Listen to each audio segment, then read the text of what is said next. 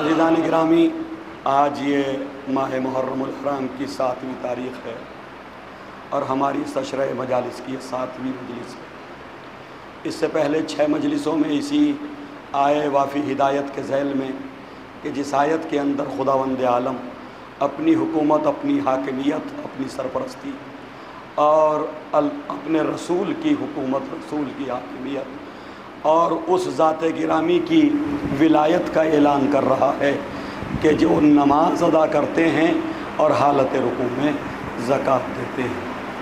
یہ سارا بیان میں کر چکا ہوں۔ اب سوال یہ پیدا ہوتا ہے کہ اللہ کے علاوہ، اللہ نے اپنے علاوہ جن کو پوری انسانیت کا حاکم قرار دیا اور جن کی اطاعت کو واجب قرار دیا کہ ان کی باتوں کو سنو اور اس پر عمل کرو، تو ان افراد کے صفات کیا ہونے چاہیے، ان کو کیسا ہونا چاہیے؟ ایک سوال یہ ہے۔ صلوات پڑھیں سب مل کر کے صلوات۔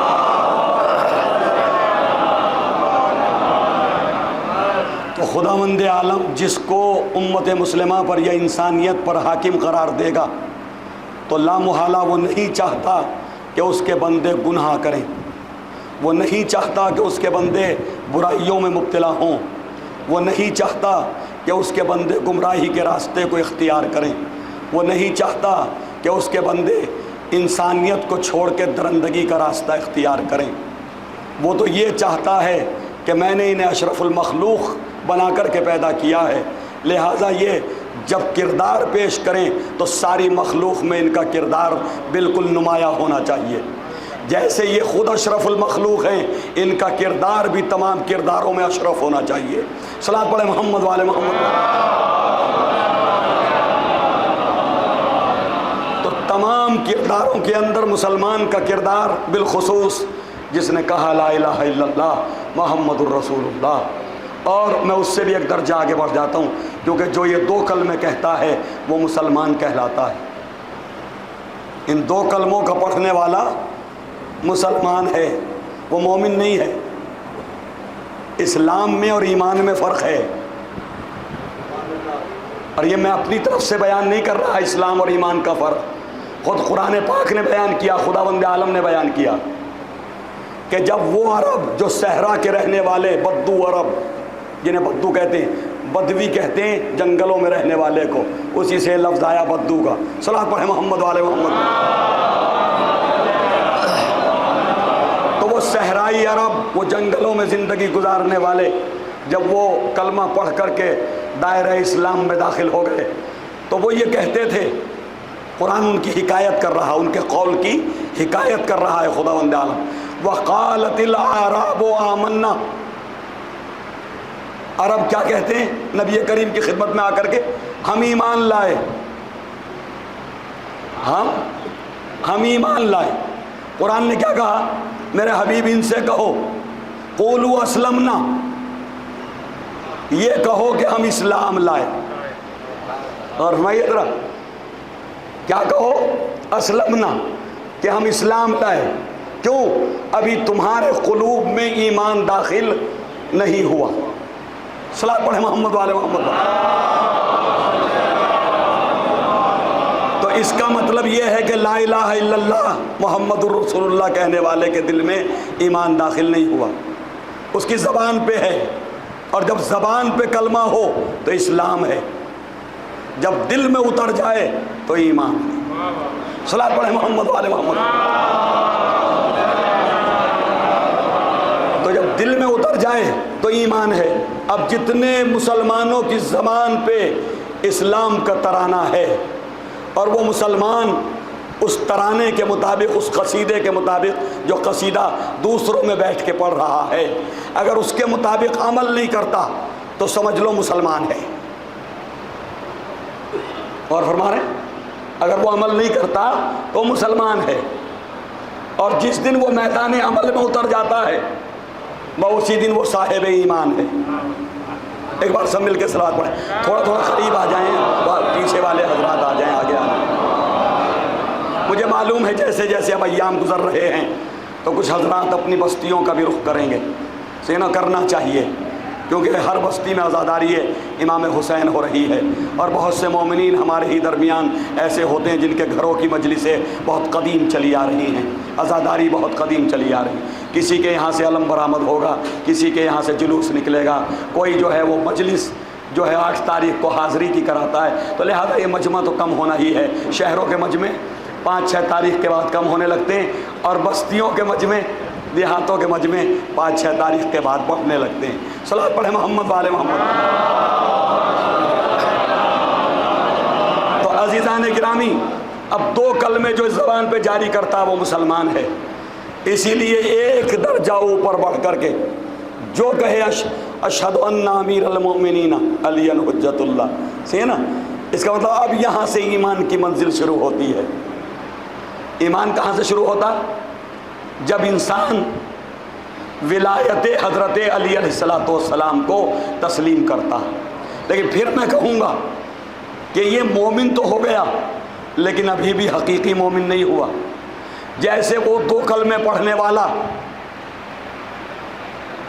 حقیقی سچا مسلمان نہیں ہے جب تک ان دونوں کلمہ پڑھنے والوں کی اطاعت نہ کرے، جن کا کلمہ پڑھ رہا، ٹھیک نا؟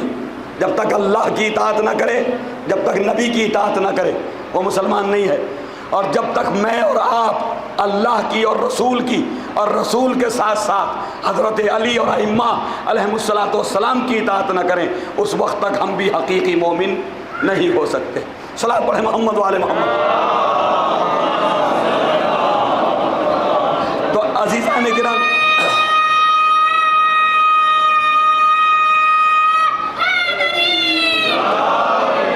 عزیزان گرامی، کیسا ہونا چاہیے جس کی اطاعت کو خدا واجب قرار دے رہا؟ بھئی اللہ کی اطاعت واجب ہے، اس کے بعد اس کے رسول کی اطاعت واجب ہے، رسول کی حکومت کا اعلان ہے، پھر حضرت علی جنہوں نے حالت رکوع میں زکوٰۃ دی، تو ان کو کیسا ہونا چاہیے؟ بھئی اللہ کے لیے تو کسی کو کوئی وہ ہے ہی نہیں، وہ جو ہے وہ تو خالق کائنات ہے۔ لیکن رسول کے سلسلے میں بھی اختلاف ہے کہ آیا رسول وحی کو لیتے ہوئے، پیغام کو لیتے ہوئے اور پیغام کو پہنچاتے ہوئے دونوں صورتوں میں معصوم ہیں یا معصوم نہیں ہیں؟ اور فرمائیے ذرا، وہ کہتے ہیں کہ وحی کو لیتے ہوئے اور وحی کو پہنچاتے ہوئے معصوم ہیں یا نہیں ہیں؟ تو امت مسلمہ میں کچھ ایسے لوگ ہیں، اور آج بھی ہیں، کل بھی تھے اور رہیں گے، کہ جو کہتے ہیں نبی بھی معصوم نہیں ہے، ہو سکتا ہے کوئی بھول چوک ہو جائے، ہو سکتا ہے نبی بھول جائیں، انسان ہی تو ہیں جی۔ تو اگر انسان ہی کو حاکم بنانا تھا تو نبی کے علاوہ سبھی انسان تھے، کسی کو بنا دیتا۔ اور ہمارے تو لہٰذا اگر یہ مان لیا جائے کہ نبی سے سہو و نسیان ہو سکتا ہے، بھول چوک ہو سکتی ہے، تو اس کا مطلب پورا اسلام شک کی نظر ہو جائے گا۔ اسلام کے ہر حکم میں شک پیدا ہو جائے گا، ماننے والے کو ہو جائے گا شک پیدا یا نہیں؟ بھائی جب بھولنے اور سہو و نسیان کی جو ہے ان کے اندر وہ ہے موجود، تو پھر لا محالہ ہو سکتا ہے کہ صبح کی نماز 3 رکعت نازل ہوئی ہو، نبی نے بھول کے 2 پہنچا دی ہو، تو شک ہوگا یا نہیں ہوگا؟ اور ہمارے ہو سکتا ظہر کی نماز 2 رکعت ہوئی ہو، نازل ہوئی ہو، 2-4 گھنٹے گزر گئے، نبی کاموں میں لگ گئے، بھول گئے، تو مومنین سے کہا مسلمانوں سے 4 رکعت نازل ہوئی، صحیح ہے؟ تو اس کا مطلب اگر نبی معصوم نہیں ہے تو نہ قرآن معصوم رہے گا، نہ اسلام کے احکام معصوم رہیں گے۔ لہذا تسلیم کرنا پڑے گا کہ نبی کریم وحی الہی کو، پیغام الہی کو لیتے وقت بھی معصوم ہیں اور پہنچاتے وقت بھی معصوم ہیں جی۔ یعنی جو کچھ آیا ہے ان کے پاس وہ اللہ کی طرف سے ہے، اور جو آیا ہے وہ کم و زیادتی کے بغیر انہوں نے ہم تک پہنچایا ہے۔ یہ تسلیم کرنا پڑے گا نا۔ صلوات پڑھیں محمد والے محمد۔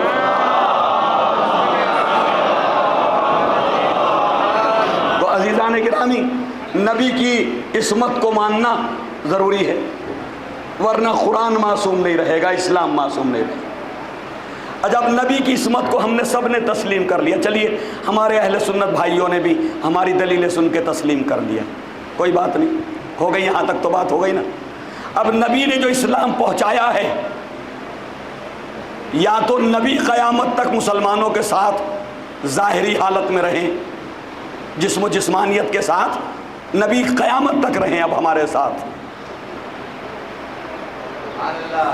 قیامت تک رہیں نا، تاکہ ہر مقام پہ بتا سکیں کہ حکم خدا کیا ہے۔ ایسا ہونا چاہیے نا۔ اب نبی ہمارے ساتھ رہیں قیامت تک، انسانیت سے نبی جدا نہ ہوں اور جسمانی اعتبار سے رہیں، تاکہ جہاں شک پیدا ہو کہ یہ حکم الہی ہے یا نہیں ہے تو وہیں سے پتہ چلے کہ نہیں نبی فرما رہے ہیں حکم الہی، تو بات ختم ہو گئی، اختلاف ہی نہیں ہوگا۔ اور اگر نبی ہمارے ساتھ نہیں رہتے قیامت تک، نبی کو جانا ہے اس دنیا سے، تو بھی ضروری ہے کہ یہ عصمت کا سلسلہ ختم نہ ہونے پائے۔ غور فرمانے، یہ عصمت کا سلسلہ ختم نہ ہونے پائے۔ اگر اب نبی کے بعد غیر معصوم آئے گا نبی کی جگہ پر، اور کیجئے گا ذرا بھائی، نبی کے بعد نبی کی جگہ پر غیر معصوم آئے گا تو لامحالہ پریشانی پیدا ہوگی۔ کیوں؟ غیر معصوم خواہشات کا تابع ہوتا ہے، ہوتا یا نہیں؟ غیر معصوم خواہشات کا تابع ہوتا ہے، تو جو حکم الہی اسے اپنی ذات کے لیے نقصان دہ نظر آئے گا، پتہ نہیں بات پہنچ گئی ہے نہیں بھائی، جو حکم الہی، جو حکم شریعت، جو حکم قرآن اسے اپنے فائدے سے ٹکراتا نظر آئے گا، وہ اس کو تبدیل کرنے کی کوشش کرے گا، بدلنے کی کوشش کرے گا۔ کیوں؟ اس کے مزاج کے خلاف ہے، اس کی طبیعت کے خلاف ہے، اس کے مفاد کے خلاف ہے، اسے نقصان پہنچا رہا ہے۔ امیر بننا چاہتا ہوں، قرآن میں خمس کا حکم ہے، جی اسلام نے کسی کو امیر بننے سے نہیں روکا، خمس واجب ہی اس پہ کیا جو امیر بنے۔ صلاۃ علی محمد والے محمد۔ جی تو عزیزان گرامی، اب میں امیر بننا چاہتا ہوں، اسلام 20% مانگ رہا ہے میری انکم میں سے، جی ایسے ہی ہے نا، 20% ہمیں دے دو، اسلام کہہ رہا، تو 20% کم تو نہیں ہے، کیا کم ہے؟ جو دین پہ 1 روپیہ خرچ نہ کرے وہ 1 لاکھ میں 20 کیسے دے؟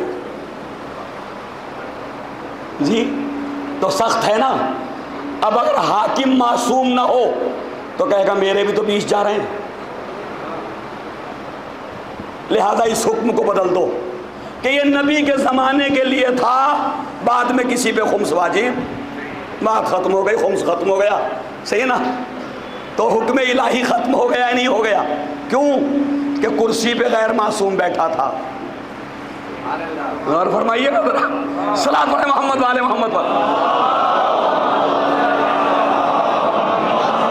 جی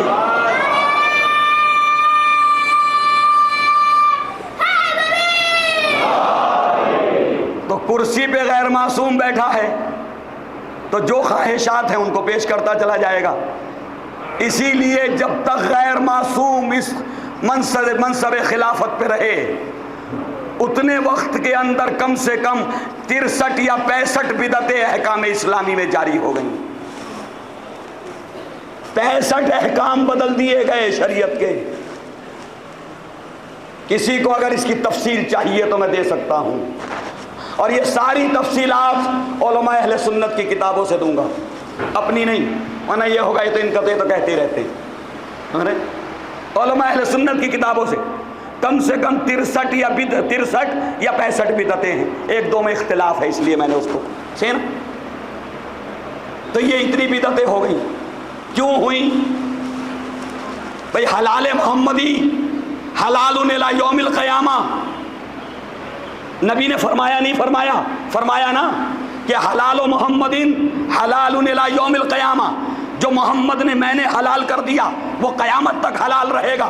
وہ حرام و محمدین حرام الی یوم القیامہ، جو میں نے حرام کر دیا، یعنی اللہ کی طرف سے، میں نے سے مراد میں نہیں، اللہ کی طرف سے جو اللہ نے حرام کر دیا وہ قیامت تک کے لیے حرام رہے گا۔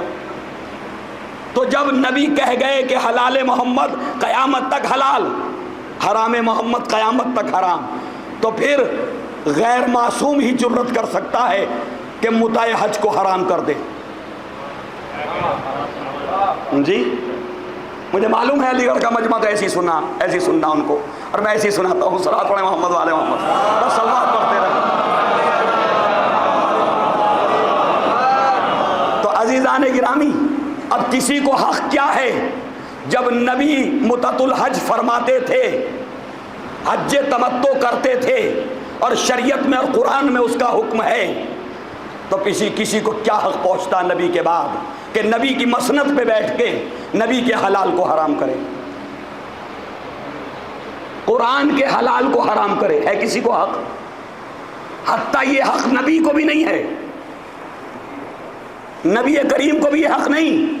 قرآن میں آیات موجود ہیں، اے محمد ہم نے تمہارے لیے ایک راستہ معین کر دیا ہے، جو ہمارا حکم آتا جائے اس کو پہنچاتے جاؤ، اپنی طرف سے نہیں۔ صلوات پڑھیں محمد والے محمد۔ اپنی طرف سے اس میں کوئی اضافہ نہ کرنا، اپنی طرف سے کوئی کمی نہ کرنا۔ لیکن اگر بعد میں آنے والا غیر معصوم ہوگا تو کیا ہوگا؟ متعۃ النساء، زواج کی دو قسمیں، شادی کی دو قسمیں اسلام نے رکھی، ایک عقد دائمی، ایک عقد منقطع، صحیح نا؟ دو ہیں، لیکن مرحلہ خلافت دوم میں باقاعدہ ممبر پہ کھڑے ہو کے، کیونکہ غیر معصوم تھے، ممبر پہ کھڑے ہو کر کے یہ اعلان کر دیا اور اقرار کیا اس بات کا، کانتا متعتان فی زمن رسول اللہ، یہ دونوں متع نبی کے زمانے میں جائز تھے، وانا احرمہما، میں ان دونوں کو حرام کرتا ہوں۔ کتنی بڑی جرت ہے، کلمہ گو بیٹھے تھے، وہ قرآن کے احکام کو حرام کر رہا تھا، اور کیجئے اس سے منع کر رہا تھا کہ اس پہ اگر کوئی عمل کرے گا تو اب سزا دی جائے گی۔ نبی کے حلال کو حرام کیا گیا، ساری امت خاموش۔ ایسے ہی ہوا نا؟ بخاری میں روایتیں موجود ہیں، دوسری کتابوں میں صحیح ستہ میں روایتیں موجود ہیں، جہاں دل چاہے دیکھ لیجیے۔ تو عزیزان گرامی، یہ غیر معصوم جو سلسلہ ہے غیر معصوم کا، یہ دین کو پامال کر رہا۔ تو اب نبی معصوم ہے تو نبی کے بعد نبی کی جگہ پہ آنے والا معصوم ہو، اور ہمارے نبی کی جگہ پہ آنے والا معصوم ہو۔ اب عزیزان گرامی، نبی کی جگہ پہ معصوم لائیں کہاں سے؟ آئیے ایک آیت پڑھتا ہوں میں، سورہ نساء کی آیت ہے، بڑی مشہور و معروف آیت ہے، اکثر سنتے ہیں مومنین مجالس میں۔ ارشاد ہوتا ہے، یا ایھا الذین آمنوا اطیعوا اللہ واطیعوا الرسول واولی الامر منکم، اے صاحبان ایمان اطاعت کرو اللہ کی اور اطاعت کرو اس کے رسول کی، واولی الامر منکم، اور اس کی اطاعت کرو جو تم میں صاحب امر ہے۔ تو اللہ کی اطاعت کو کہا نا قرآن نے، خود اللہ نے کہا نا میری اطاعت کرو، اور کس کی اطاعت کرو؟ نبی کی۔ اچھا پھر نبی کی اطاعت دیکھیے، اللہ کی اطاعت اور نبی کی اطاعت میں الگ الگ آیا، اطیعوا، ایک لفظ آیا اللہ کی اطاعت کے ساتھ، اطیعوا اللہ، اللہ کی اطاعت کرو۔ پھر جب دوبارہ سے اسے تکرار کیا نبی کے ساتھ تو پھر آیا اطیعوا الرسول، رسول کی اطاعت کرو، اور فرمانے اس کے بعد وَأُولِي الْأَمْرِ مِنْكُمْ، اب پھر دوبارہ سے تیسری مرتبہ ہونا چاہیے تھا کہ قرآن یوں کہتا وَأَطِیعُوا أُولِي الْأَمْرِ مِنْكُمْ، اور فرمائیے گا ذرا وَأَطِیعُوا أُولِي الْأَمْرِ مِنْكُمْ، اور تم اولی الامر کی اطاعت کرو، تو اس کا مطلب تینوں کی اطاعتیں الگ الگ ہو جاتی، اور کیجیے گا۔ لیکن اولی الامر کی اطاعت کو اطاعت رسول سے ملا کے رکھا، کیا مطلب؟ کہ یہ اولی الامر بھی اسی نبی کی اطاعت کر کے جو ہے لوگوں کو حکم دے گا، یعنی اطاعت رسول اور اطاعت اولی الامر ایک ہے، دو نہیں ہے۔ صلاۃ پڑھیں محمد والے محمد پر۔ اطاعت الرسول اور اطاعت اولی الامر وہ ایک ہی حکم میں رکھی گئی، واطیعوا الرسول واولی الامر منکم. اب اطیعوا کا لفظ نہیں آیا تیسری مرتبہ. اس کا مطلب جو نبی کی اطاعت ہے وہی اولی الامر کی اطاعت ہے. اب اگر نبی کسی چیز کو حلال کر رہے ہیں تو اولی الامر ایسا ہونا چاہیے جو اس حلال کو باقی رکھے. غور فرما رہے ہیں بھائی؟ نبی نے اگر کسی چیز کو حلال کیا اور اولی الامر کہے میں حرام کرتا ہوں، تو اب نبی کی اطاعت کریں تو ان کی نہیں ہوتی، ان کی کریں تو نبی کی نہیں ہوتی. صلاۃ ہے محمد والے محمد پر. بھائی دونوں کا حکم ایک ہونا چاہیے نا. اگر حکم الگ الگ ہو گئے تو دونوں کی اطاعت ہوگی کیسے؟ نبی کہہ رہے ہیں جائز ہے، اولی الامر کہہ رہا حرام ہے. کیسے اطاعت ہوگی؟ کیسے لازم آئے گی دونوں کی اطاعت؟ تو کس کی کروں اب اطاعت؟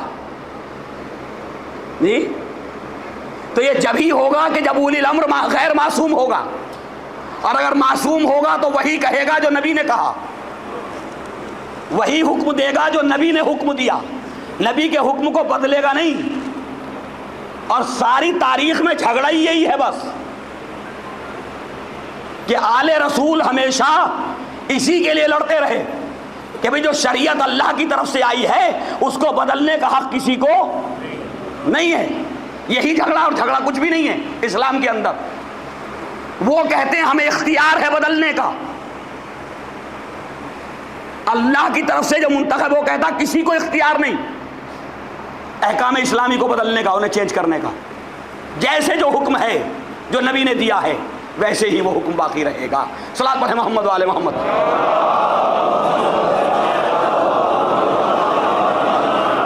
اب اس آیت کے ذیل میں اہل سنت کے ایک بزرگ عالم اور ایک بڑے مایہ ناز مفسر جن کا نام ہے فخر الدین رازی، ان کی تفسیر کا نام ہے تفسیر کبیر، مفاتیح الغیب، یہ دو نام ہیں. تفسیر الکبیر، اس تفسیر کبیر میں اس آیت کے ذیل میں لکھتے ہیں کہ اس آیت سے یہ پتہ چلتا ہے کہ جیسے نبی معصوم ہے ویسے اولی الامر بھی معصوم ہو. فرمائیں ذرا، جیسے نبی معصوم ہے ویسے ہی اولی الامر بھی معصوم ہو. لیکن پریشانی ان کی یہ بحث تو چھیڑ دی لیکن اس بحث میں الجھ گئے. اب سمجھ میں نہیں آتا کہ معصوم ثابت کیسے کریں اولی الامر کو. بھئی نبی معصوم تو اولی الامر کو معصوم ہونا چاہیے. کہنے لگے اب اس کے یہ طریقے ہو سکتے ہیں کہ پوری امت مجمع ہو جس بات کے اوپر تو سمجھ لو وہ اجماع امت معصوم ہو جائے گا. تو بھائی آپ ہی سے پوچھ لیتے ہیں کہ جی اجماع امت کسی بات پہ آج تک ہوا ہے؟ جی اگر ساری امت کسی بات پہ جمع ہو جائے تو وہ کہتے ہیں کہ وہ اس کے اوپر پیروی کر لی جائے. تو کیا یہ امت جمع ہوئی ہے؟ کسی بات پہ آج تک جمع ہوئی ہے؟ تو اس کا مطلب یہ خیال ہے، بس یہ خیال ہی تو ہے نا. نہ امت کسی بات پہ جمع ہوگی اور نہ عصمت پیدا ہوگی. اور ہم نے تو ایسا بھی دیکھا جہاں جہاں جمع ہوئی اکثر غلطی پہ ہی ہوئی. صلاۃ ہے محمد والے محمد پر. اور بھائی ایک بات اور سنیے ذرا غور سے کہ کیا 1,00,000 صفر صفر بنا کے کوئی عدد بنے گا؟ جی اپنی پوری کاپی میں بچے سے کہیے کہ بیٹا اس پہ صفر صفر بنا دو، سب پیج پورا بھر دو. عدد کیا بنا ہے؟ کوئی عدد بنا؟ تو بھائی یاد رکھیے غیر معصوم صفر کی حیثیت رکھتا. غور فرما رہے ہیں؟ غیر معصوم ایک صفر کی طرح ہے، جتنے جمع ہو جائیں کوئی عدد نہیں بن سکتا جب تک کوئی معصوم، جب معصوم ہو اس کے اطراف میں جمع ہو تو عدد بنے گا. صلاۃ ہے محمد والے محمد. جی غیر معصوم صفر کی طرح.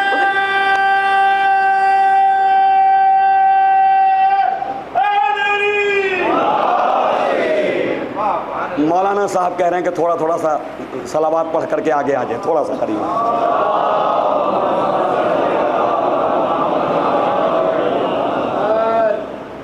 ایک بار اور صلوات پڑھیں بات.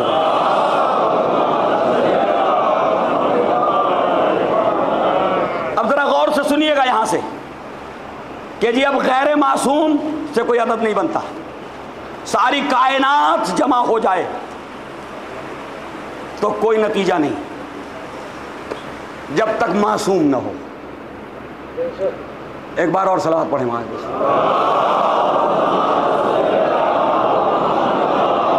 اب فخر الدین رازی انہوں نے کئی احتمال بیان کر دیے، یوں ہو تو یوں ہو جائے، یوں. اب میں اس علمی بحث میں جاؤں گا تو لوگوں کو نیند آنے لگے گی، مجھے معلوم ہے صحیح نا. تو اب وہ کئی احتمالات، کئی خیالات رکھ کر کے گزر رہے ہیں. آخر میں کہنے لگے لیکن قابل عمل کوئی نہیں ہے. ارے تو یہ قرآن نعوذ باللہ بس نازل ہوا ہے کہ اس پہ عمل نہیں کیا جا سکتا؟ جی بھائی اس پہ عمل نہیں کیا جا سکتا، وہ فائدہ کیا ہے؟ تو وہ کہیں نہ کہیں تذبذب کا شکار نظر آتے ہیں کہ اس آیت کی شرح کروں تو کروں کیسے. اب مجھے بتاؤ کہ امت میں کوئی معصوم ہے نبی کے بعد یا نہیں ہے؟ جی بھائی کوئی ہے یا نہیں ہے؟ اگر نہیں ہے تو ہم علماء اہل سنت سے پوچھتے ہیں کہ اکثر صحابہ کرام سے، دیکھیں میں کرام ہی کہہ رہا ہوں، صحابہ کرام سے خطا اجتہادی ہو گئی، ہوئی یا نہیں ہوئی؟ مودودی صاحب کو پڑھ لیجئے، شبلی نعمانی صاحب کو پڑھ لیجئے، بڑے بڑے جید علماء اہل سنت کی کتابوں کے مطالعے کیجئے تو کہتے ہیں کہ جنگ صفین میں فلاں صاحب سے خطا اجتہادی ہو گئی. خطا اجتہادی، اما خطا اجتہادی تو جب ہوتی جب کوئی مجتہد ہوتا. صلاۃ علی محمد وعلی محمد.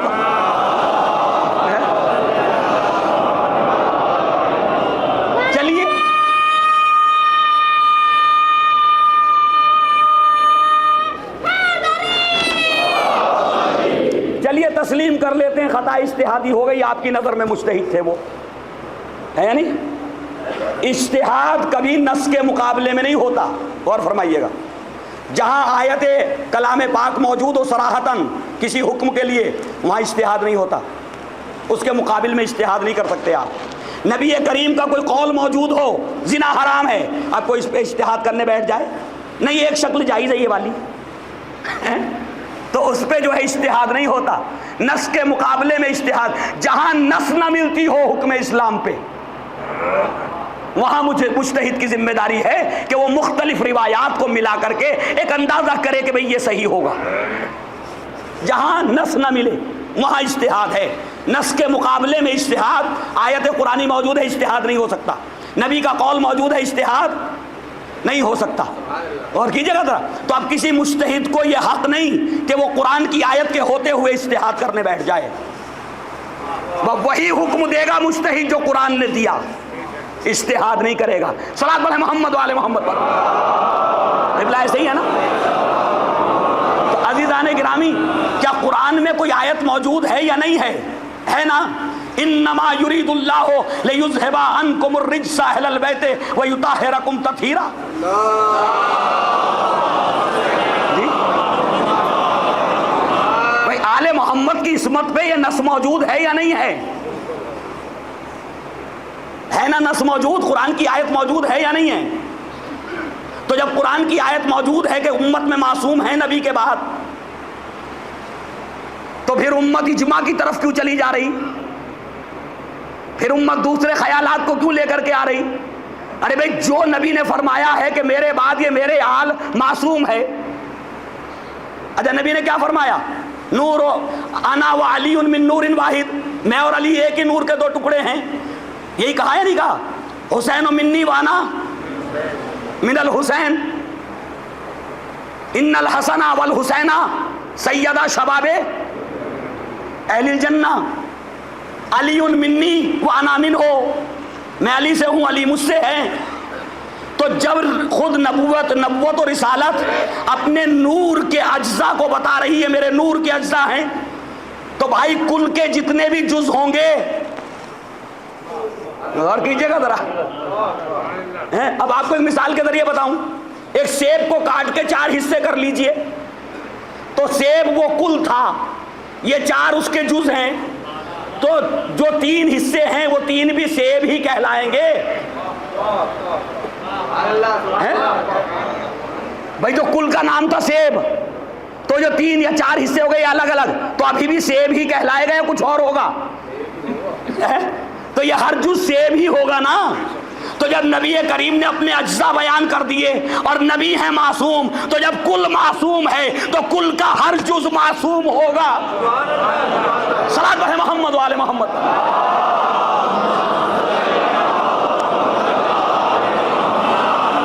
کل کا ہر جز معصوم ہوگا نا، یہ تو نہیں ہو سکتا کل معصوم ہے جز خطاوار ہے، یہ کیسے ہو جائے گا؟ وہ اسی کا حصہ ہے، تو جو صلاحیتیں کل کی ہیں وہ اجزاء کی ہیں۔ اسی لیے نبی کریم نے حضرت علی کے فضائل میں فرمایا، یا علی انت منی بمنزلت ہارون من موسیٰ، اے علی تمہاری نسبت مجھ سے ایسی ہے جیسے ہارون کو موسیٰ سے۔ تو بھائی ہارون کو موسیٰ سے نسبت تھی کیا کہ موسیٰ کے بعد ہارون جو ہے خلیفہ تھے، جب موسیٰ غائب ہوتے تھے ہارون ان کی جگہ لیتے تھے۔ غور کیجئے گا ذرا، تو اتنی صریح حدیث ہوتے ہوئے بھی امت کی سمجھ میں نہیں آ رہا، صحابہ کی سمجھ میں نہیں آ رہا کہ جب موسیٰ چلے جاتے تھے تو موسیٰ کی جگہ ہارون آتے تھے۔ علی کے لیے کہہ رہے ہیں تم موسیٰ اور ہارون کی نسبت سے ہو، تو اس کا مطلب جب نبی چلے جائیں تو کون آئے؟ جب نبی چلے جائیں گے تو کون آئے؟ علی تو آئے نا۔ ایک بار سب مل کے صلوات پڑھیں محمد والے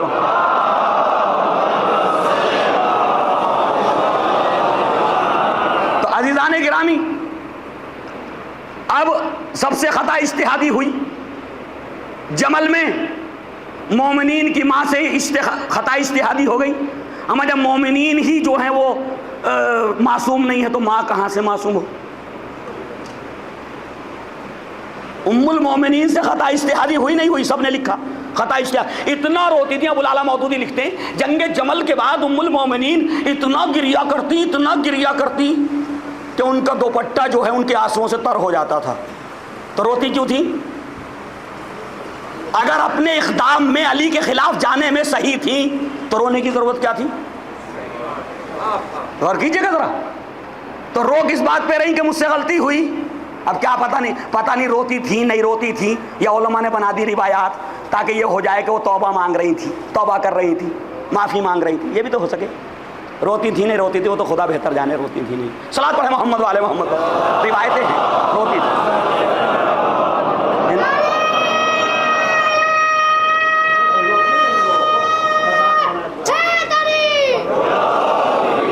تو عزیزان گرامی، اب میں نے اس لیے کہا کہ رونا نہ رونا اس کا ثابت ہونا بڑا مشکل ہے، روایتیں ہی ہیں، صحیح نا، اس کا ثابت ہونا بہت مشکل ہے، تحقیق کی ضرورت ہے۔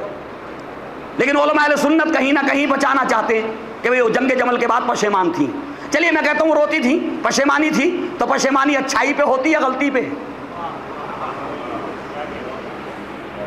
بھائی خطا پہ پشیمان ہوتا نا آدمی، اگر صحیح کام کرے تو پشیمان ہونے کی ضرورت کیا ہے؟ شرمندہ ہونے کی ضرورت کیا ہے؟ اچھا معافی جب مانگتا، توبہ جب اللہ کرتا اللہ کی بارگاہ میں، تو کون کرتا؟ جس سے گناہ سرزد ہو۔ توبہ گناہ سے پہلے تھوڑی ہے۔ صلوات علی محمد والے محمد پر جی بیٹا، یہ نعرہ آخری بس، یہ نعرہ آخری بس ہے، اب تھوڑا سا سننے دیجئے مومنین کو، ہے نا؟ صلوات پڑھیں محمد والے محمد۔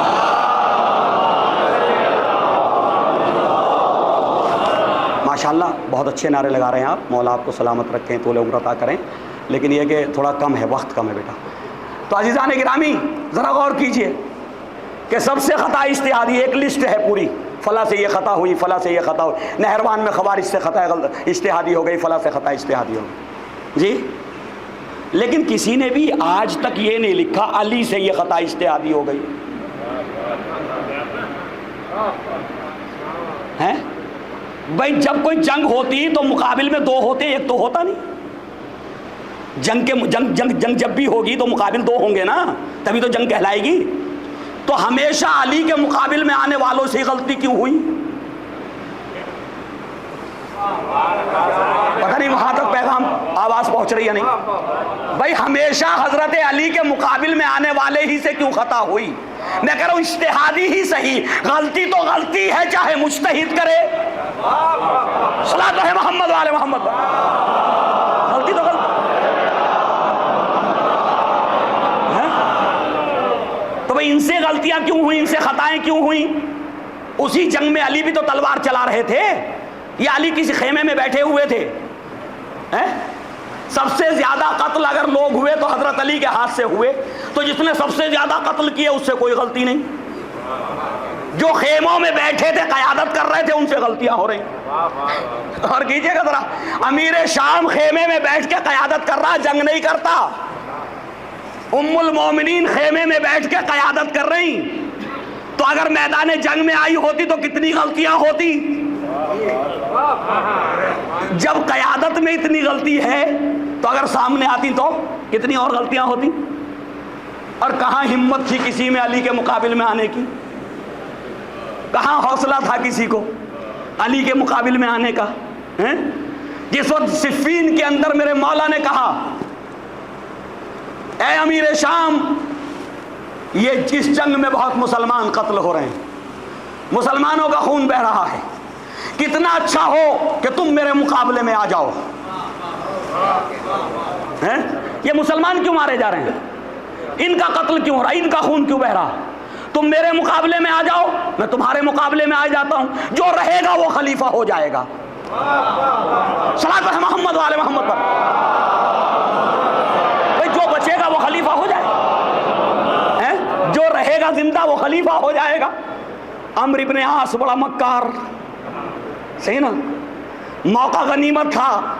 عمرو بن عاص جلدی سے، امیر شام بہت اچھا موقع دیا علی نے، بہت اچھا موقع دیا علی نے تمہیں، جلدی کرو، علی کے مقابلے میں پہنچ جاؤ، علی کو قتل کرو، پوری امت کے بادشاہ بن جاؤ۔ ایک مرتبہ دیکھا، دیکھ کر کے کہنے لگے اچھا کیا میں نہیں جانتا کہ تو کیا چاہتا؟ تاریخ طبری میں دیکھ لیجئے گا، واقعات موجود ہیں۔ کیا میں نہیں جانتا تو کیا چاہتا؟ تو چاہتا میں قتل کر دیا جاؤں علی کے ہاتھوں، تو خلیفہ ہو جائے۔ ارے صلاۃ ہے محمد والے محمد، علی کے ہاتھوں میں مارا جاؤں، تو چاہتا علی کے ہاتھوں میں مارا جاؤں؟ کہ نہیں، کوئی ضروری تھوڑی علی مار دیں گے۔ کہا کیوں نہیں ضروری ہے؟ جو آج تک گیا بچا ہی نہیں، تو میں ہی کیا بچوں گا؟ صلاۃ ہے محمد والے محمد پر،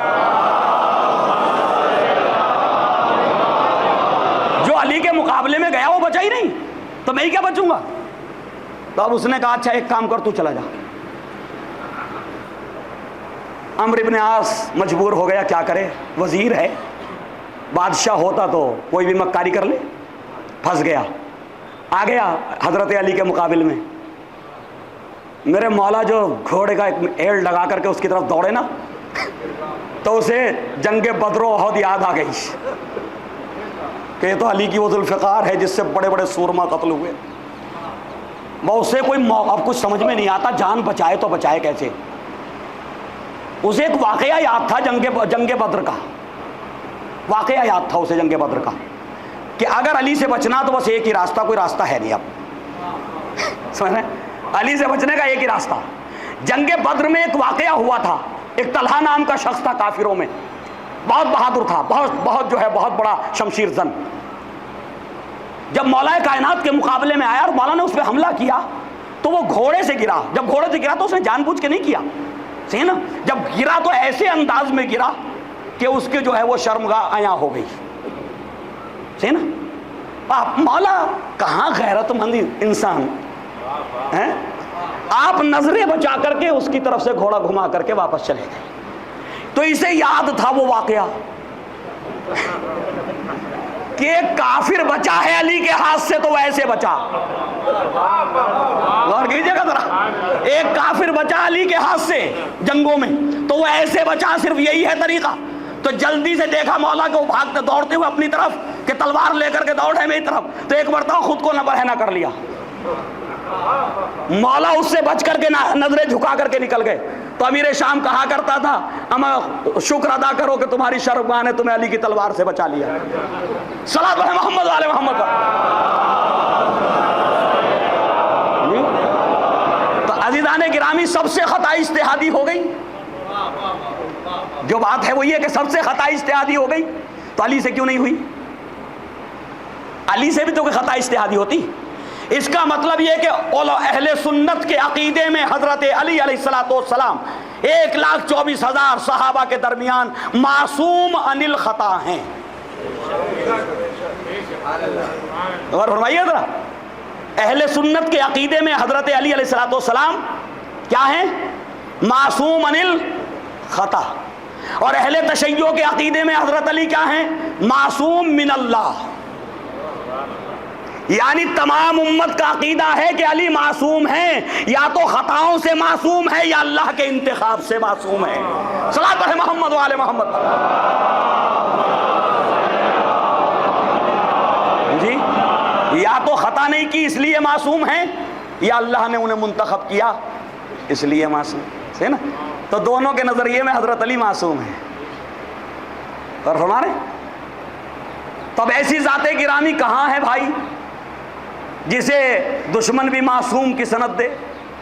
کہتے ہیں ان سے کوئی غلط عمل نہیں ہوا، کبھی کوئی خطا غلطی نہیں.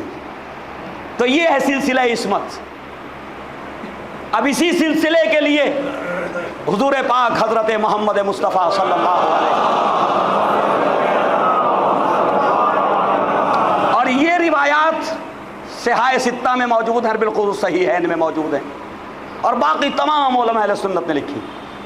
نبی کریم نے فرمایا خلفائی 12، میرے خلیفہ 12 ہوں گے. یہی ہے نا. کہیں کہیں لفظ امیر آیا ہے احادیث میں، یہ بخاری کی حدیث میں ہے 12 امیرہ، کہ 12 امیر ہوں گے میرے بعد. کیا کہہ رہے ہیں نبی؟ خلفائی، نسبت اپنی طرف دے رہے ہیں. میرے خلفاء، میرے جانشین کتنے ہوں گے؟ 12. صحیح ہے نا.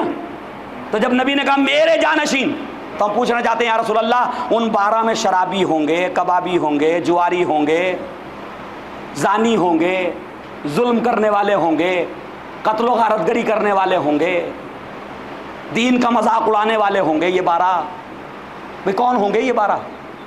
تو نبی نے کہا تمہیں سمجھ میں نہیں آیا کہ میں کہہ رہا ہوں خلفائی، میرے خلفاء، یعنی جو کردار میرا ہے وہی کردار ان کا ہوگا. غور کیجئے گا ذرا، جو صفات میری ہیں وہی صفات ان کی ہوں گی، جو طریقہ زندگی میرا ہے وہی طریقہ زندگی ان 12 کا ہوگا. تو اس کا مطلب وہ نبی کے جیسے ہوں گے نا کردار میں، نبی کے جیسے ہوں گے نا سیرت میں. اب ہر بادشاہ کو تو خلیفہ نہیں کہا جا سکتا کہ قرآن کی مخالفت بھی کرے اور خلیفہ، شریعت کی مخالفت کرے اور خلیفہ، یہ تو نہیں ہو سکتا نا. تو جو نبی کی طرح معصوم زندگی گزارے گا وہ نبی کا خلیفہ.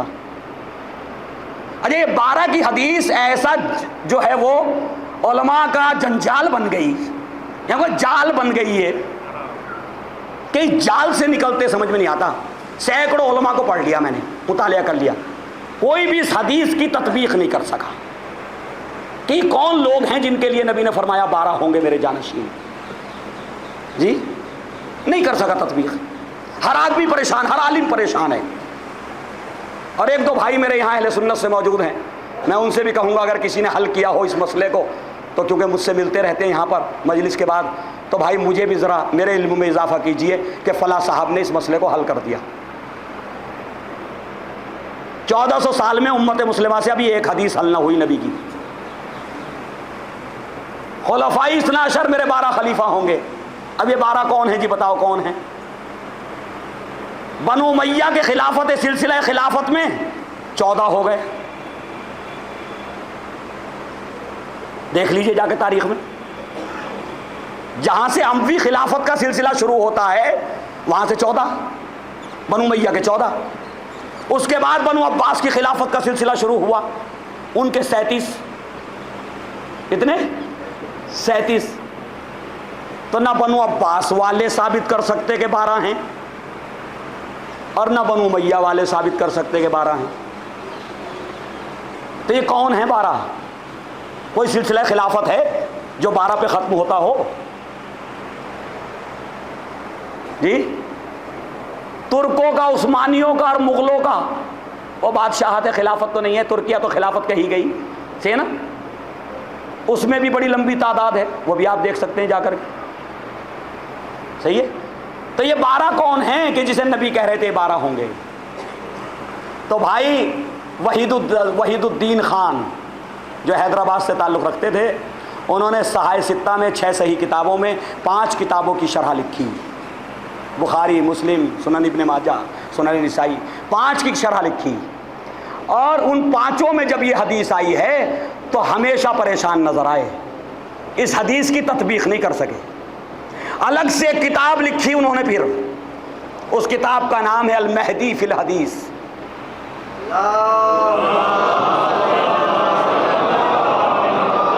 المہدی اس لیے میں فی الحدیث کا لفظ لگا رہا ہوں، ہمارے لوگ سمجھیں گے شاید امام زمانہ کے لیے کتاب ہے نا، ہے نا، المہدی فی الحدیث یعنی حدیث میں علماء کی ہدایت کرنے والی کتاب، ہے نا، حدیث کے سلسلے میں علماء کی ہدایت کرنے والی کتاب، یہ سمجھیے آپ اس کا معنی، المہدی فی الحدیث انہوں نے کتاب لکھی، اس میں بھی وہ حدیث ذکر کی، ہر جگہ ایک نیا طریقہ نکالا، کبھی یزید کو نکالا خلافت سے تب بھی 12 نہ ہوئے، کبھی امام حسن کو نکال دیا تب بھی 12 نہ ہوئے، ارے ہو کیا گیا؟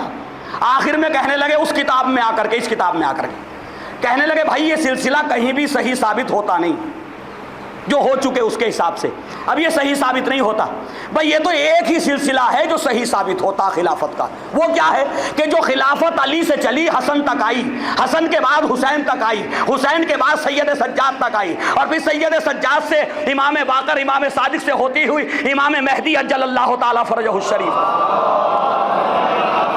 جی بس ایک یہی سلسلہ ہے جو 12 پہ منتہی ہوتا ہے، لہذا مجھے تو ایسا لگتا ہے کہ نبی کریم نے انہی 12 کی خلافت کے لیے فرمایا تھا، اور فرمائیے ذرا انہی 12 کی خلافت کے لیے فرمایا تھا، اور آخر میں اب تمنا کا اظہار کیا انہوں نے، میرے معبود تو مجھے ان 12 کے ساتھ آخرت میں شمار کرنا، غور کیجیے گا ذرا، کہیں نہ کہیں سارے علماء پریشان ہیں کہ ہم تعریفیں تو ان کی کرتے ہیں، قصیدے تو ان کے پڑھتے ہیں، لیکن جب بات آتی نجات کی تو وہاں نجات نظر،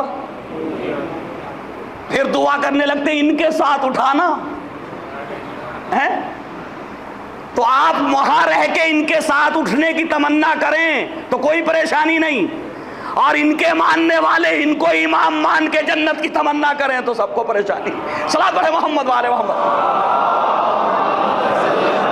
بس عزیز تو یہ خلافت، یقین جانیے کہ اگر خلافت حضرت علی علیہ السلام خلیفہ بنایا نا حضرت علی کو، سینکڑوں حدیث میں موجود ہے، علماء سنت نے لکھا کہ جہاں فرمایا خلیفتی خلیفتی خلیفتی وسیع وسیع وسیع، سینکڑوں حدیث، اور غدیر کا تو واقعہ بالکل مختلف ہے، من کنت مولا ہو فہذا علی مولا، جی بس ایک بات کی طرف اشارہ کروں گا، غدیر میں اس اعلان کے بعد اگر یہی اعلان پہ ختم ہو جاتی بات تو لوگ کہہ دیتے علی کو دوست بنایا، جبکہ علی دشمن تو تھے نہیں کسی کے پہلے، ہیں بھئی دوست تو جب بناتے جب کسی کے دشمن ہوتے، مسلمانوں کے دشمن تھے کہ علی؟ بھئی 10 ہجری میں ہوا واقعہ غدیر، 1 ہجری میں ہوئی بدر، تو بدر میں علی دشمن تھے مسلمانوں کے؟ میدان احد میں علی دشمن تھے تو مسلمانوں کا اسلام کے؟ خیبر میں خندق میں علی دشمن تھے کیا؟ جو اب یہاں آ کر کے اعلان ہو رہا بھائی میں جس کا میں دوست ہوں اس کے علی بھی آج سے دوست ہو گئے، جی تو اگر دشمن ہوتے، ہاں اگر خدا نہ خواستہ ابو سفیان کی دوستی کا اعلان انہی لفظوں میں ہوتا تو مان بھی لیتے ہم، سمجھ رہے ہیں، کیونکہ ہمیشہ دشمن رہا نبی کا اور اسلام کا، تو یہاں تو سمجھ میں آتا دوستی کا اعلان ہے، لیکن جو ہمیشہ دوست رہا ہو. اور پھر کمال یہ کہ 3 دن تک مجمع کو روکا نبی کریم نے اس میدان میں. 3 دن. بھائی دوستی کے لیے آج تک بیعت ہوئی کیا؟ دوستی میں کوئی بیعت لی جاتی ہے کیا؟ یہاں ایک دوسرے کے بہت سے دوست ہیں یا نہیں؟ کبھی بیعت لی؟ کیا آپ میری بات کو مانو گے، مجھے حاکم مانو گے؟ تو دوستی میں بیعت نہیں ہوتی. بیعت ہمیشہ جب کی جاتی جب ایک حاکم ہو، ایک محکوم ہو. تو 3 دن بیعت لے کے ہر مسلمان مرد اور ہر مسلمان عورت، حتیٰ کہ اپنی ازواج کو بھی نہیں چھوڑا جب تک انہوں نے حضرت علی کی بیعت نہیں کی. بیعت کرو علی کی. کس بات پر؟ کہ آج سے جیسے میں تمہارا حاکم ہوں ویسے آج سے علی حاکم ہے. صحیح ہے؟ تو اگر یہ حکومت علی اور اولاد علی پہ رہتی تو یقین جانیے جو امت کی حالت ہوئی یہ حالت نہ ہوتی. جو امت کی حالت ہے یہ حالت نہ ہوتی. جب ان معصوموں کے غلاموں نے ان معصوموں کی سیرت کو اتنا اپنا لیا کہ ایک حکومت ہے روئے ارض پہ، اس روئے ارض پہ ایک حکومت ہے اور وہ اکیلی حکومت علی کے کردار کے کچھ گوشوں کو پیش کر رہی ہے تو ساری دنیا کی طاقتیں اس کے سامنے لرز رہی ہیں. اور فرما رہے ہیں ساری دنیا کی طاقتیں لرز رہی ہیں. تو کیا یہ مکمل معصوم حکومت ہے؟ اور فرمائیے بھائی مکمل معصوم حکومت تو نہیں ہے نا. نیابت معصوم میں ہے. کوشش ہے کہ غلطیاں کم ہوں، خطائیں کم ہوں. تو جب خطائیں کم ہوتی ہیں تو ایک چھوٹا سا ملک 45 سال میں وہاں پہنچ جاتا ہے. اگر 1400 سال سے اس مسند پہ وہ آتے جو غلطیاں نہ کرتے تو مسلمانوں کی حکومت کتنی بڑی ہوتی، صلوات اللہ محمد وآل محمد، کتنی طاقتور ہوتی، کتنی پاورفل ہوتی. جی بس بات کو ختم کر دیا، کل گفتگو آگے بڑھے گی. جی 57 ممالک میں سے 56 ملک تمام تر اسباب زندگی رکھتے ہوئے، آسائشیں رکھتے ہوئے، دولتوں کے خزانے ان کی زمینوں میں ودیعت کر دیے خدا نے. 56 ملک ان کی زبان پہ یہ جملہ نہ آ سکا اس پورے 1 سال کے اندر کہ ہم اسرائیل کا بائیکاٹ کرتے ہیں، ہم فلسطین کے ساتھ کھڑے ہیں. نہیں کہا جا سکا، جبکہ ہماری حکومت نے ہندوستان سے کہہ دیا ہم فلسطین کے ساتھ کھڑے ہیں. جی اور ان سے نہیں کہا جا سکا. سوچیے آپ، کوئی ایک ملک کا کوئی ایک کردار ہو تو دکھاؤ. ترکیہ کے لیے یہ بتایا گیا ابتدا میں کہ وہ آتنکوادی قرار دیتا ہے اسرائیل کو. بعد میں 6 مہینے کے بعد ایک رپورٹ آئی $60 ملین کا جو ہے تجارت میں اضافہ ہو گیا. کیسے کیسے خائن پڑے امت کے اندر ہیں. تو یہ خیانتیں آج کی تھوڑی ہیں، بڑی پرانی ہیں، سلسلے ہیں. ایک ہی ملک ہے جو شہادتیں پیش کر رہا اور کسی میں شہادت دینے کی طاقت بھی پیدا ہو نہیں سکتی. شہادت وہی دے گا جو شہادت کے گھرانوں سے تعلق رکھتا ہوگا. شہادتیں وہی دیں گے جن کے یہاں شہادت کی میراث ہوگی. 300 سے زیادہ کمانڈر شیعہ مارے گئے، شہید ہو گئے. یہ سب ہوا یا نہیں ہوا؟ بس عزیزان گرامی، تو ہم تو شہادتوں کے وارث ہیں. آج 7 محرم ہے. یہ محرم اس لیے منایا جاتا ہے کہ شہادتوں کا مہینہ ہے. اس مہینے میں آپ کے اور میرے مولا نے اسلام کو بچانے کے لیے اپنا سب کچھ قربان کر دیا، سب کچھ قربان کر دیا. یہ 1400 سال سے جو ہم گریہ کر رہے ہیں، یہ ماتم کر رہے ہیں، جلوس نکال رہے ہیں، یہ اس قربانی کی یاد منائی جا رہی ہے کہ میرے مولا نے اس اسلام کے لیے سب کچھ دے دیا اپنا. آج علم بھی برآمد ہوگا اور جناب قاسم فرزند امام حسن نشانی جناب فروا، ان کا جو ہے وہ تابوت بھی برآمد ہوگا. آپ زیارت کریں گے. عزیزو 3 دن آج کی تاریخ جو ہے، یہ آج کی تاریخ، یہ قیامت کی تاریخ ہے کربلا. آج شام تک جس وقت ہم یہ مجلس کر رہے ہیں نا، آج خیمہ امام حسین میں، خیام امام حسین میں پانی ختم ہو گیا۔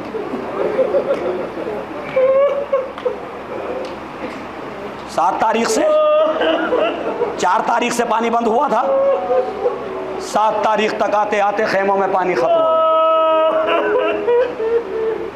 اچھا مجھے انصاف سے بتاؤ کہ جہاں بزرگوں کو یہ پتا ہو کہ اب پانی کا لانا اتنا آسان نہیں ہے، وہاں ایک بڑی فوج جو ہے وہ پہرے پہ بیٹھا دی گئی ہے کہ کوئی پانی نہ لے جانے پائے، تو جو پانی 4 تاریخ کے بعد خیموں میں بچا ہوگا وہ پانی بزرگ پئیں گے یا بچوں کو دیں گے؟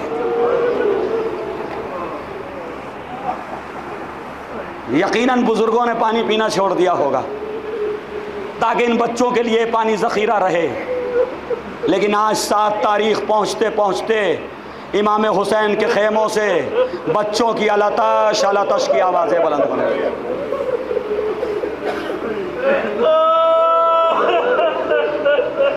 میں ان بچوں کا جرم کیا ہے، ان بچوں کی خطا کیا ہے؟ صرف اتنی کہ یہ کسی فاسق کی، کسی شرابی کی بیعت نہیں کرنا چاہتے،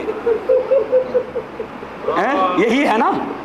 کسی شرابی، کسی جو ہے وہ جواری کی بیعت نہیں کرنا چاہتے، کوئی اسلام اور قرآن کے مذاق اڑانے والے کی بیعت نہیں کرنا چاہتے۔ بھائی اتنی سی خطا ہے نا، اس کے لیے انہیں پیاسا رکھا گیا ہے۔ عزیزو، یوم عاشور شہادتوں کا سلسلہ شروع ہوا۔ ایک ایک اہل بیت کا چاہنے والا پہلے اصحاب باوفا گئے، اس کے بعد بنی ہاشم کے افراد جانے لگے، ایک ایک کا لاشا امام لاتے رہے، ایک ایک کا لاشا اٹھاتے رہے۔ ایک وقت ایسا بھی آیا کہ ایک مرتبہ جناب قاسم فرزند امام حسن مجتبیٰ علیہ السلام آگے بڑھے۔ اب میں 2 جملے جناب عباس کے لیے عرض کر دوں۔ مجھ سے کہا گیا دیکھیں بہت مشکل ہوتا مصائب میں 2 شہیدوں کے ایک ساتھ مصائب پڑھنا، کیونکہ اس میں جو ہے وہ انسان کا ذہن منتشر ہو جاتا۔ بھائی اتنا سن لیجئے کہ ابھی عباس باقی ہیں، قاسم کا جنازہ آئے گا۔ جناب عباس کی موجودگی میں بھانجوں کے جنازے آ گئے، بھتیجوں کے جنازے آ گئے، اصحاب باوفا کے جنازے آ گئے۔ کیسا صبر تھا آپ کے اور میرے مولا عباس کا، کیسا اطاعت گزار تھے آپ کے مولا کہ جب تک امام کی مرضی نہیں تھی تلوار نہیں اٹھائی۔ کیسے ممکن ہے کہ ایک بہادر شجاع موجود ہو اور اس کے سامنے اس کے عزیز و اقارب کے جنازے آ رہے ہوں، اس کے جنازے آ رہے ہوں۔ علمدار حسین لشکر امام حسین تھے جناب عباس، جنازوں پہ جنازے آ رہے ہیں، لیکن کبھی تلوار کو نیام سے نہیں نکالتے۔ بس چشم ابرو امام حسین پہ نظر ہے کہ اگر میرا مولا اجازت دے تو میں آگے بڑھوں۔ یہ تھا صبر جناب عباس کا، جن کا آج آپ علم اٹھائیں گے، جن کا علم اٹھائیں گے۔ اپنے اندر بھی صبر کا جذبہ پیدا کیجئے اس علم کو اٹھا کر کے، وفاداری کا جذبہ پیدا کیجئے اس علم کو، اطاعت شعار بنیے، اس علم کو اٹھانے والوں کو چاہیے۔ بس عزیزو، لیکن جناب قاسم آئے، آنے کے بعد اپنی مادر گرامی کے پاس کھڑے ہو گئے۔ اے مادر گرامی، اب مجھے بھی چچا سے مرنے کی اجازت دلا دیجیے، اب مجھے بھی چچا سے مرنے کی اجازت دلا دیجیے۔ ایک مرتبہ جناب ام فروا اپنے بیٹے کا ہاتھ پکڑے ہوئے امام حسین کی خدمت میں آئیں، آ کر کے سلام کیا، آقا سلام۔ ایک مرتبہ کہا ام فروا کیسے آئی ہو، قاسم کو کیوں لائی ہو؟ امام دیکھ رہے ہیں کہ قاسم کو کیوں لا رہی ہیں ام فروا، کیوں لائی ہو اپنے بیٹے قاسم کو؟ کہا آقا میرا والی و وارث حسن تو موجود نہیں، آقا اس بچے کا باپ تو موجود نہیں ہے۔ اگر امام حسن مجتبیٰ ہوتے تو یہ فریضہ ان کے اوپر ہوتا، لیکن اس وقت ماں موجود ہے تو یہ فریضہ ماں کا ہے کہ میں اس اپنے لال کو آپ کے قدموں پہ نچھاور کر دوں۔ ایک مرتبہ میرے مولا نے ایک مرتبہ سر سے پیر تک قاسم کو دیکھا اور ام فروا سے ایک جملہ کہا، اے ام فروا تمہارے لیے تو میرے بھائی حسن کا غم کافی ہے۔ ام فروا میں اسے کیسے مرنے کی اجازت دے دوں؟ اگر حسن ہوتے تو وہ اجازت دیتے، میں کیسے اسے مرنے کی اجازت دے دوں؟ بھئی کئی بار آئے قاسم، امام نے انکار کر دیا، نہیں میرے لال میں تجھے مرنے کے لیے نہیں جانے دینا چاہتا۔ تاریخ کہتی کہ ایک مرتبہ جا کر کے عمود خیمہ سے سر لگا کر کے بیٹھ گئے، پریشان تھے جناب قاسم، سر لگا کر کے بیٹھ گئے۔ اضطراب کی کیفیت کہ سب شہید ہو رہے ہیں، سب کو سب کو جو ہے شرف شہادت مل رہا ہے، لیکن میرے چچا ہیں کہ مجھے مرنے کی اجازت نہیں دیتے۔ بیٹھ گئے عمود خیمہ سے سر لگا کر کے. تھوڑی دیر گزری, ہلکی سی اونگ آ گئی. اب جو نیند آئی تو خواب میں کیا دیکھا, بابا آئے.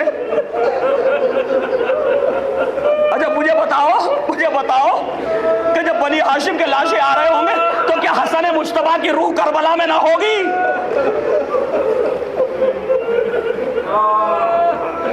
بیٹا دیکھ رہا کہ بابا خواب میں آئے ہیں. ایک مرتبہ بابا سے دیکھتے کہ لپٹ گیا بابا سے بیٹا خواب میں. ایک مرتبہ بات کہتا ہے, امام حسن فرماتے ہیں میرے لال کیا اس وقت جاؤ گے جب اکبر نہ رہیں گے؟ میرے لال کے مقتل میں اس وقت جاؤ گے جب آنو محمد نہ رہیں گے؟ میرے لال کیوں نہیں جاتے ہو؟ ایک مرتبہ آقا بابا مجھے میرے چچا مرنے کی اجازت نہیں دیتے, میں تو کئی بار گیا, مرنے کی اجازت نہیں دیتے. کہا قاسم میں نے تمہارے بازو پہ ایک تعویذ باندھا ہے. وہ تعویذ کے طور پر امام نے خط لکھا تھا امام حسین کو, امام حسن نے. میں نے تمہاری ماں سے یہ وصیت کی تھی کہ جب میرے بیٹا قاسم سب سے زیادہ پریشان حالات میں ہو اس وقت کہنا وہ تعویذ کھولے. بس جناب قاسم بیدار ہوئے, خوش ہو گئے. ابھی تک اجازت نہیں مل رہی تھی, خوش ہو گئے. اب جو ایک مرتبہ بازو پہ دیکھا تعویذ بندھا, تعویذ کھولا, تعویذ کھول کر کے امام کی خدمت میں آئے. چچا یہ میرے بازو پہ تعویذ بندھا تھا بابا کی جانب سے, چچا ذرا اس تعویذ کو دیکھ لیجیے. بھائی ایک مرتبہ امام حسین نے خط کو دیکھا, خط میں لکھا تھا بھیا حسین کربلا میں حسن تو نہ ہوگا, بھیا حسین میری طرف سے میرے لال قاسم کو اسلام پہ قربان کر دینا. لو عزیزو خط لیا, امام پڑھتے جاتے, گریہ کرتے جاتے, اپنے بھائی کو یاد کرتے جاتے. ایک مرتبہ فرماتے میرے لال قاسم اچھا یہ بتاؤ یہ تم خط لائے ہو یا اپنی موت کا پروانہ لے کر کے آئے ہو؟ میں ایک مرتبہ جناب قاسم کو سینے سے لگا لیا. یہ خصوصیت جناب قاسم کی ہے کہ جتنا گریہ قاسم کو رخصت کرتے وہ امام نے کیا, کسی شہید کو رخصت کرتے نہیں کیا. اکبر کے پیچھے پیچھے گئے تھے اور قاسم کی خصوصیت یہ کہ اتنا گریہ کسی کو رخصت کرتے وقت نہیں کیا امام نے. روایت کے جملے یہ ہیں کہ اتنا گریہ کیا کہ غش کھا کے زمین پہ گر گئے اور بس ایک ہی بات کہتے تھے میرے لال میں تجھے کیسے مرنے کی.